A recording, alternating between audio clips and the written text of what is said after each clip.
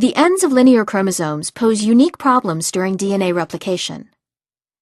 Because DNA polymerases can only elongate from a free 3' hydroxyl group, the replication machinery builds the lagging strand by a backstitching mechanism. RNA primers provide 3' hydroxyl groups at regular intervals along the lagging strand template. Whereas the leading strand elongates continuously in the 5' to 3' direction all the way to the end of the template, the lagging strand stops short of the end. Even if a final RNA primer were built at the very end of the chromosome, the lagging strand still would not be complete. The final primer would provide a 3' hydroxyl group to synthesize DNA, but the primers would later need to be removed.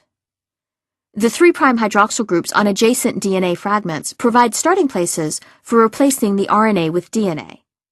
However, at the end of the chromosome, there is no 3' hydroxyl group available to prime DNA synthesis. Because of this inability to replicate the ends, chromosomes would progressively shorten during each replication cycle. This end replication problem is solved by the enzyme telomerase. The ends of chromosomes contain a G-rich series of repeats, called a telomere.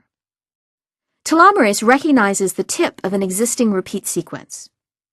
Using an RNA template within the enzyme, telomerase elongates the parental strand in the 5' to 3' direction and adds additional repeats as it moves down the parental strand. The lagging strand is then completed by DNA polymerase alpha, which carries a DNA primase as one of its subunits.